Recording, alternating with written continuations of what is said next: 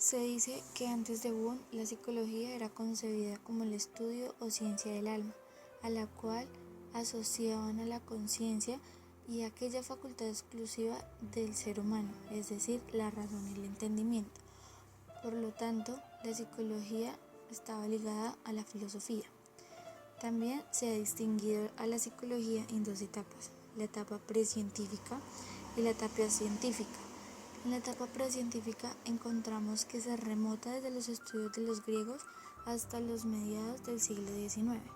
Y dentro de la etapa científica se dice que la psicología se vuelve ciencia desde el año 1879 con la creación del primer laboratorio experimental de Wundt, y de ahí en adelante aparecen escuelas y corrientes psicológicas. A partir de esto aparece la Edad Antigua, la cual plantea que la psicología nace cuando el ser humano se pregunta la causa del por qué el sujeto siente, percibe y recuerda. Aquí encontramos a Sócrates, el cual plantea al hombre en cuanto espíritu y no del hombre como totalidad psicobiológica.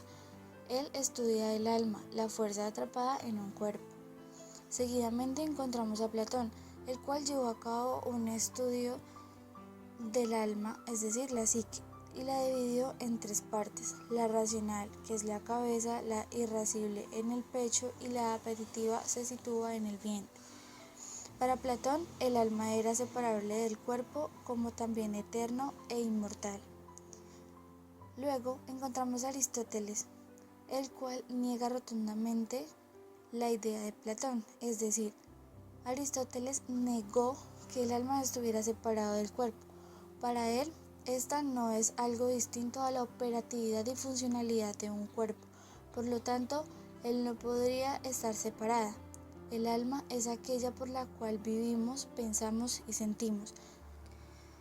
También la distinguió en tres clases de alma: el alma racional, que es la del hombre, el alma sensible, que son la de los animales, y el alma vegetativa, que son la de las plantas.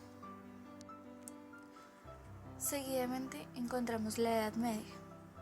Uno de los autores de la Edad Media es Santo Tomás de Aquino. Este se destaca ya que posteriormente ha persistido en la psicología moderna, donde distinguió 4 modos de relacionarse del humano con el mundo, correspondientes a las 4 potencias del alma, que son la vegetativa, la intelectiva, la sensitiva y la apetitiva.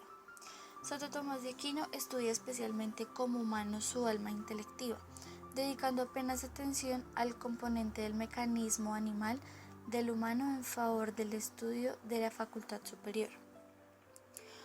Otro autor que se destaca dentro de la Edad Media es San Agustín de Hipona, el cual nos dice que el alma fue creada por Dios en el momento en que formó el cuerpo, y cuando sopló sobre la figura de barro que habían hecho, el alma se transmitió al cuerpo. Es decir, el alma se siente mediante el cuerpo y conoce muchas cosas sin necesidad de los sentidos. Seguidamente encontramos la Edad Moderna, en la cual se destacan 3 grandes filósofos que son Descartes, Spinoza y Leibniz. Descartes trazó a grosso modo un esquema de acto-reflejo y escribió con bastante acierto la psicofisiología de las pasiones. Seguidamente, Spinoza consideraba que el hombre es un organismo psicofisiológico y que por lo tanto a todo cambio en el cuerpo correspondía a un cambio correlativo en el espíritu. Y por último encontramos a Leibniz, el cual planteó la teoría de la armonía preestablecida entre el cuerpo y alma, según la cual ambos podían actuar simultáneamente pero sin estar correlacionados, es decir, paralelismo psicofisiológico. Seguidamente encontramos la Edad Contemporánea, en la cual Ernest Weber y Gustav Fechner son considerados como los precursores de la psicología científica porque impulsaron el surgimiento de la psicofísica en Alemania. Estos se dedicaron a estudiar las relaciones entre las sensaciones y los estímulos físicos. Para ella, no utilizaron ya la especulación, sino la aplicación de criterios experimentales. En el año 1879 se considera que la psicología se independiza, dado con fundación del primer laboratorio experimental de psicología realizada por Wilhelm Wundt en la Universidad de Leipzig, Alemania. A Wundt se le considera el padre de la psicología científica. A partir de este momento aparecieron diversas escuelas o corrientes psicológicas, y en las cuales Wundt, James, Watson, Piaget, Skinner, Freud, Jung y muchos más son representantes del siglo XIX y el siglo XX. Seguidamente encontramos el estructuralismo. Esta escuela floreció en Alemania durante la segunda mitad del siglo XIX. Dentro de esta escuela se encuentran dos autores importantes que son Wilhelm Wundt y Edward Tishner. Wilhelm Wundt es considerado el padre de la psicología experimental y creador del primer laboratorio de psicología. Él dice que la mayoría de sus estudios tenían como objetivo calcular el tiempo de reacción, es decir, tiempo que un sujeto empleaba para reaccionar a un nuevo estímulo. Luego encontramos a Edward Tishner, el cual fue discípulo de Wundt y quien propiamente introdujo el estructuralismo.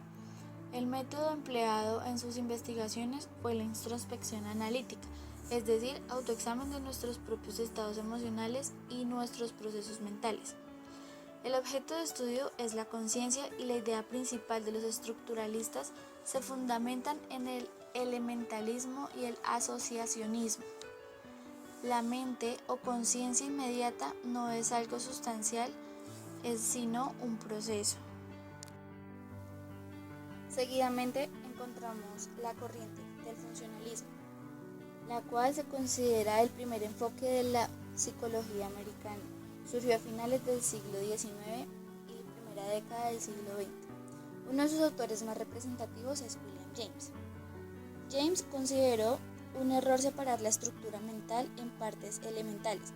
Para él, el verdadero interés estaba en estudiar las funciones derivadas de nuestros pensamientos y sentimientos. También consideraba como un error buscar las unidades básicas de la conciencia, porque a su entender, la conciencia es un flujo continuo de sensaciones, imágenes e ideas que no pueden dividirse en unidades discretas. Por otro lado, James tenía una visión pragmática de la psicología. Consideraba que la misión principal de esta disciplina consistía en entender el comportamiento de los procesos mentales desde la perspectiva de cómo los mismos actúan con el fin de lograr un buen funcionamiento social de las personas, o sea, su adaptación. Por otro lado, encontramos la reflexiología.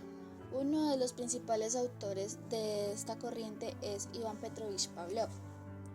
Pavlov es reconocido por sus trabajos precursores sobre la fisiología del corazón, el sistema nervioso y el aparato digestivo.